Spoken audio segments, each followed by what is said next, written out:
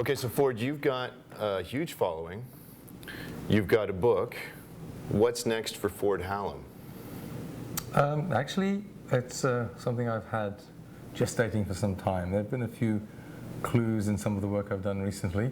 I'm very interested in developing a more sculptural approach to my work, moving away from sword fittings, small-scale sculpture that incorporates, of course, all the techniques and aesthetics that I've developed.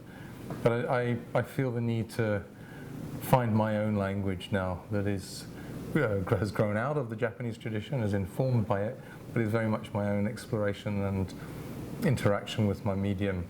I'm fascinated by the inner structure of the metals, how they interact, my experience of working with metals, and how they respond under my hammer, my file, my chisel. It's a world that I'm becoming more and more familiar with, and I want to see if I can't eke that out to show the inner structure of metals in the art. So you're being specific, but slightly elusive. As is my own. What, can you give us a more tangible clue, or would you rather wait for the work to come out and that'll be? You know, potters work with local clay and simple glazes in Japan, and they explore those materials in very subtle and nuanced ways. We've got to the point in the 21st century with metal, it's an inorganic thing, it has no life, it's just taken off the shelf. I want to find a way back into understanding the metal and working with metal almost on an elemental level. For me, it's an organic material. And when I make my alloys, I use native coppers.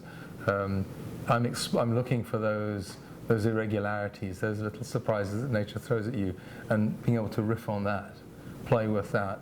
The tsuba exercise we did, that was my attempt to create a tsuba in the way a Japanese potter would simply make a cup with a piece of clay, center it, and then just lift it up and cut it off, and there it is. Right. So that tsuba we did in 3 days was my answer to that.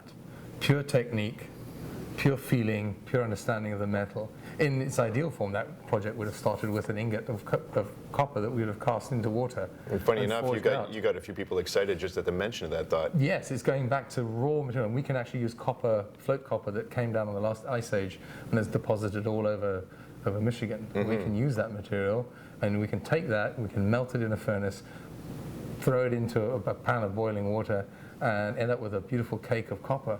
We can forge out and make a piece from nothing, from literally from the ground, as our ancestors might have done. And I really want to get back in touch with that. That's part of what I want to get across in terms of metalwork. I don't see the point of pursuing technological advances in terms of working with metal, because it removes us from it all the more. So I'm going in the opposite direction from CAD design and 3D printing. I want to work with metal, I want to work with my hands. If that's what you want to do, fine. But don't call yourself a metalsmith, because you're just confusing everybody. Right. You know, it's not about judging or anything or creating a hierarchy. No, but it's feedback that you get from your work. It's that feedback, it's that direct communication. That's what I want. That's what I'm looking for, and that's where I'm going now.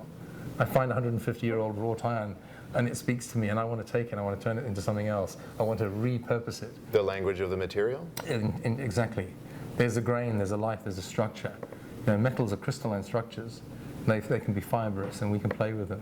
And you can bring that out in the final finish, in the polish, in the patina. It can all be seen. And that's what I'm excited by. That's what I do. That's part of how I work. And I want to explore that more. And this is for you. This isn't for a commission project. This is where I'm going. Right. This is what I'll be doing from here on out. Interesting. Yeah. I don't know if Japan's quite ready for it. I rather hope they're not. But in fact, Japan's been my inspiration. Yes, Japan is still my spiritual home. But sometimes you have to leave home. Right. To go and find out what's out in the bigger world. Well, I thank you for leaving Japan and joining me here in Hamilton to open up this space, and I'm really looking forward to you coming back. It's an exciting and auspicious beginning, and I look forward to coming many times. Excellent. Cheers to you. Thanks for here. Appreciate you coming. Yeah. Next time you can get better sake. I'll try. I'll have to order it, obviously. You're the same, no try, just do. Yeah, understood. Thanks again. Pleasure.